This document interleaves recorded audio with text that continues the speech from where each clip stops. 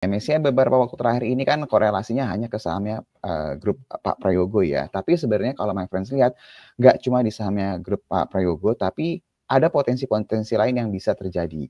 Nah, yang sering kita bahas itu ada saham seperti BRMS sama juga Antam ya. Tapi yang mau saya kasih gambaran di sini adalah sebenarnya Antam itu udah masuk MSCI. Bahkan BRMS di kuartal 1 kita pernah bahas, dia sudah masuk, tapi saya belum cek nih yang terakhir karena agak susah.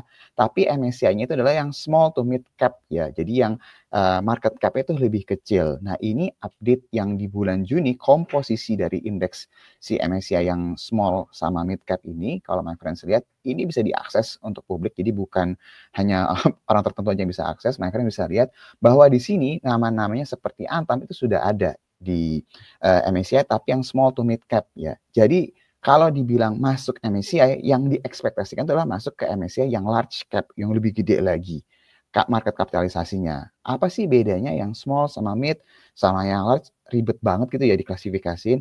Ini pengaruhnya terhadap inflow yang akan masuk ya. Jadi kalau misalnya my friends perhatiin misalnya ada saham-saham yang tergolongnya dia masih small atau mid cap, dia masuk ke kategorinya large cap yang lebih gede market cap-nya, otomatis fund-fund yang jauh lebih gede yang menggunakan konstituen di indeks tersebut sebagai komposisi portfolinya, mau tidak mau dia harus membeli saham tersebut. Nah, kalau yang isi portfolinya itu adalah saham-saham large cap, normalnya fund-fundnya kelolaannya jauh lebih besar lagi. Jadi flow-nya itu akan lebih besar lagi. Itu yang sebenarnya narasi yang ditunggu nih, my friends. Jadi my friends harus membaca narasinya secara keseluruhan ya, bukan hanya sekedar masuk ya, tapi ini naik kelas maksudnya.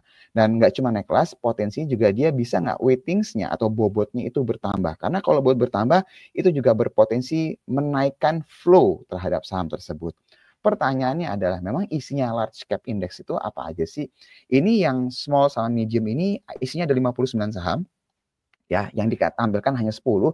Dan kalau my friends perhatiin dari yang top nomor 1 sampai nomor 10 nggak terlalu besar banget gitu perbandingannya dari 7, 6, 5, 4, 4, 4, 3. Berarti yang komposisinya 3,14, 3,12 meskipun bobotnya tergolong juga besar, tapi karena dia di bawah 3,16 jadi dia nggak masuk. Jadi lebih merata lah kalau saya boleh bilang untuk untuk si yang small to mid cap ini.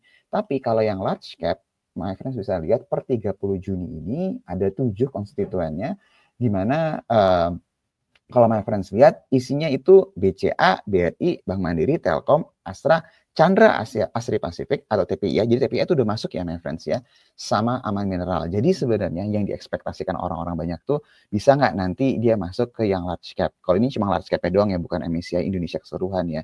Tapi saya mau kasih lihat gambaran aja bahwa yang kita lihat narasi yang muncul, kemungkinan muncul adalah dia naik kelas atau weightingsnya itu bertambah sehingga flow-nya itu juga bisa bertambah besar. Ini yang my friends perlu perhatikan terkorelasi dengan berita-berita MSCI yang simpang siur sekarang banyak banget ya beritanya ya. Itu yang harus kita perhatiin. Nah, berarti pertanyaan berikutnya adalah kalau ngelihat dari keadaan ini, ya sudah saya beli aja dong kayak BCA, BRI, Mandiri yang weightingsnya atau bobotnya paling besar. Justru dengan keadaan sekarang, adanya potensi-potensi nama baru yang bisa masuk ke sini, ini justru jangan tanda kutip jangan dibeli yang bobotnya paling besar.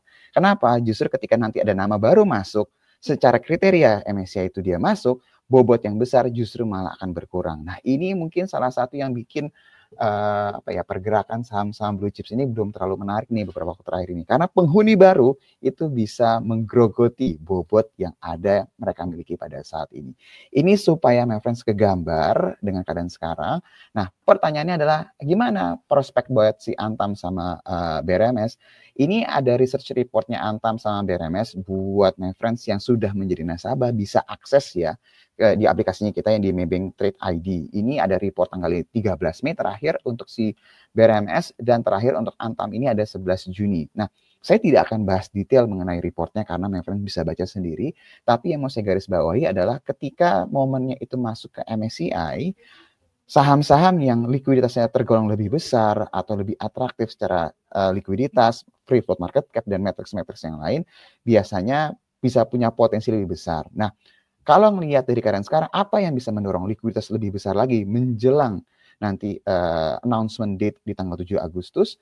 Yang jelas adalah rilis laporan keuangan kuartal kedua. Yang paling gampang adalah emiten-emiten yang secara potensi Q2-nya itu lebih baik atau jauh lebih besar dibandingkan tahun sebelumnya. Ini yang biasanya punya potensi market tuh lebih suka. Nah, ini kalau kita lihat harga emas yang cenderung stabil di harga premium saat ini, demand dari lokal yang masih tergolong besar, seharusnya ini masih punya cerita yang positif nih buat Antam maupun si BRMS ya. Jadi kalau misalnya friends tertarik beli Antam sama BRMS karena potensi dia mau naik kelas dari sisi MSCI-nya, atau dia potensi bobotnya naik di MSCI, atau dia berpotensi mendapatkan likuiditas yang lebih besar ke depannya, ini adalah salah satu cara menjelang nanti announcement date, kita mungkin punya ambil posisi, tapi nanti menjelang announcement date di tanggal 7, kita mulai bisa mengurangi posisi. Karena kan announcement date itu masih ada sekitar 2 minggu, hampir 3 mingguan lah ya dari sekarang ya. Jadi harusnya emiten-emiten yang laporan keuangannya bagus, likuiditasnya itu meningkat signifikan,